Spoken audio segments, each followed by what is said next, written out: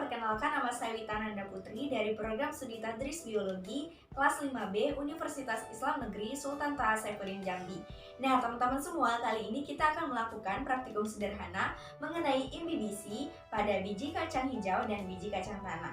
Nah, sebelumnya teman-teman ada yang tahu nggak sih apa yang dimaksud dengan imbibisi? Jadi teman-teman, imbibisi merupakan suatu proses penyerapan air oleh benda padat atau benda agak padat yang dikarenakan benda tersebut memiliki kandungan berupa koloid dan juga terjadi perbedaan osmosis serta air pada benda tersebut akan menetap. Nah, tujuan kita melakukan praktikum ini apa sih? Jadi teman-teman, gunanya kita melakukan praktikum ini untuk mengetahui serta memahami kecepatan pada imbibisi pada biji kacang tanah dan biji kacang hijau. Nah, untuk melakukan praktikum tentunya kita harus menyediakan alat dan bahan. Alat dan bahan yang kita perlukan yaitu air dan gelas untuk mengukur air, karena yang kita butuhkan air sebesar 200 ml dan juga mangkok 2 buah, sendok, biji kacang tanah dan biji kacang hijau, timbangan, serta piring kecil. Nah, mari kita lakukan praktikum. Yang pertama, kita timbang kacang tanahnya terlebih dahulu sebanyak 100 gram.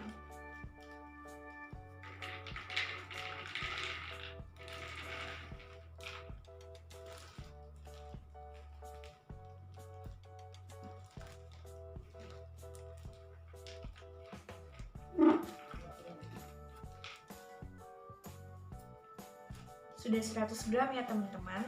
Nah, setelah itu kita letakkan dulu nih kacang tanahnya ke mangkok yang sudah kita sediakan.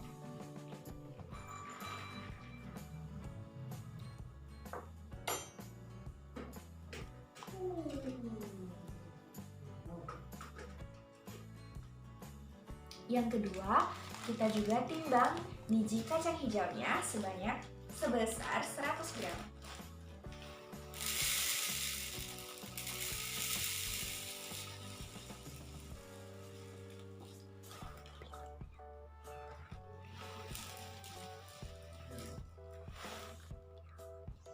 Sedikit lagi ya teman-teman.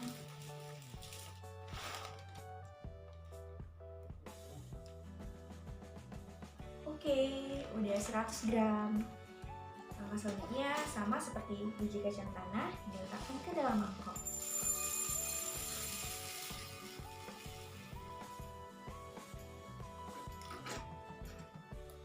Selanjutnya kita ukur airnya sebanyak 200 ml.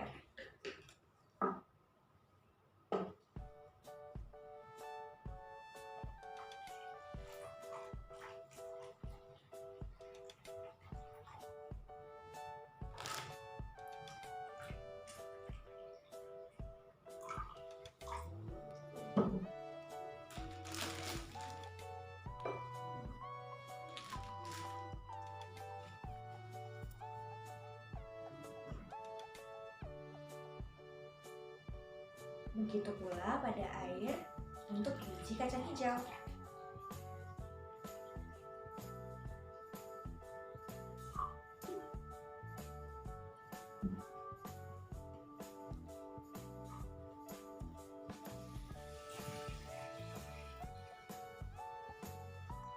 Nah, teman-teman, kita melakukan perendaman ini selama 3 jam.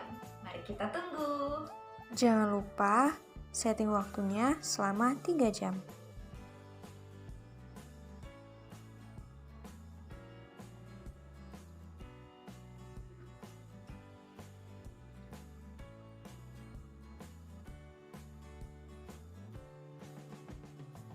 Banyak kulit kacang hijau itu mengelupas dan air semakin sedikit. Banyak gelembung-gelembung juga. Sedangkan pada kacang tanah, air rendaman terlihat berwarna agak kecoklatan. Kulit pada bijinya pun juga mulai terkelupas. Dan airnya juga semakin surut, terlihat di bagian pinggir pada mangkok kacang tanah yang semulanya itu banyak airnya atau di bawah air sekarang sudah ada muncul di atas permukaan airnya, di bagian tengahnya juga. Teman-teman, kita sudah melakukan perendaman pada biji kacang hijau dan kacang tanah selama 3 jam. Dan yang dapat kita lihat perubahan-perubahannya tadi seperti airnya sudah semakin sedikit dan juga kulit pada biji kacang itu sedikit membuka atau ada juga yang mengelupas. Nah, sekarang kita pindahkan biji kacang ke dalam piring kecil supaya dapat terlihat bobotnya atau perubahan bobotnya nanti karena kita timbang di sini. Baik.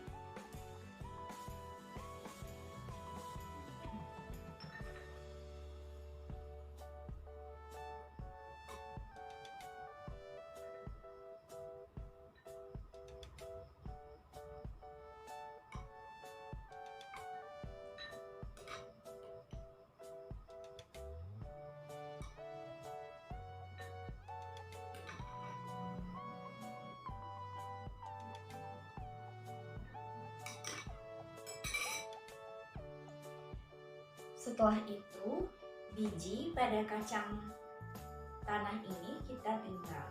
Kita lihat berapa perubahan bobot pada biji kacang tanah.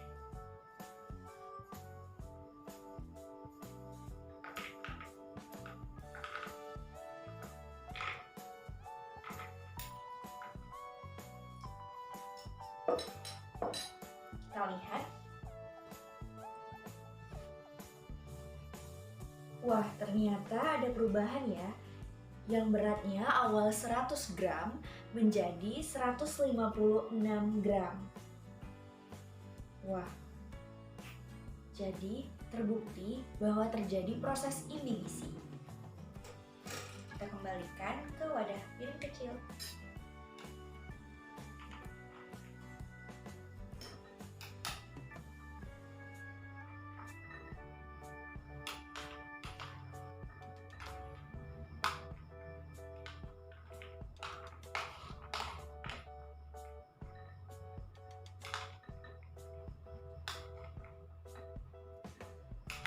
Oke, selanjutnya itu biji kacang hijau. Biji kacang hijau ini sama seperti tadi, kita pisahkan.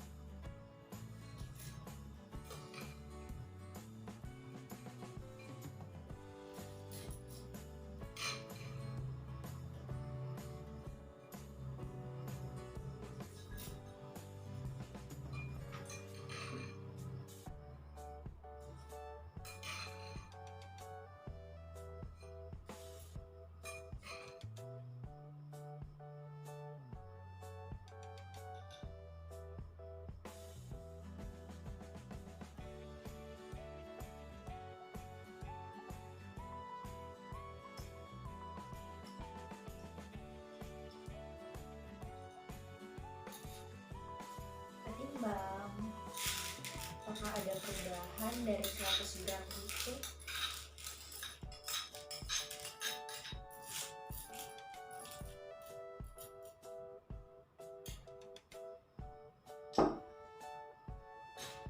Kita lihat perubahannya. Wah, dari 100 gram itu berubah menjadi 154 gram. Maka terjadi proses imbibisi pada biji kacang hijau. Kita pindahkan lagi.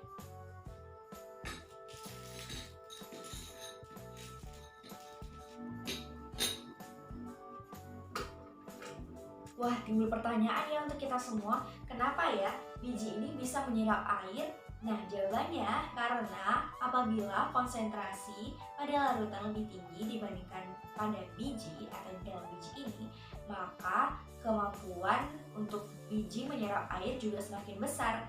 Oleh sebab itulah bertambahnya bobot pada biji kacang tanah dan biji kacang hijau seperti yang telah kita ukur tadi. Ada pula faktor-faktor yang mempengaruhi imbibisi. Yang pertama yaitu membran kulit biji, varietas atau spesies, dan juga konsentrasi air, tekanan hidrostatik, membran permukaan kulit pada biji, lalu umur, dan juga permukaan yang kontak langsung dengan air. Nah, teman-teman, jadi kesimpulannya, kenapa ya kacang tanah lebih berat dibandingkan kacang hijau? Itu karena luas permukaan pada kacang tanah lebih luas dibandingkan kacang hijau, dan juga itulah yang menyebabkan proses menyerapnya air pada kacang tanah lebih cepat dibandingkan dengan kacang hijau. Selain itu juga varietasnya yang berbeda, jadi pori-porinya juga berbeda. Kalau pori-pori pada kacang tanah lebih banyak dan lebih besar dibandingkan biji kacang hijau. Sekian dari saya, apabila ada kesalahan dan kekurangan saya mohon maaf. Wassalamualaikum warahmatullahi wabarakatuh. Sampai jumpa di praktikum selanjutnya.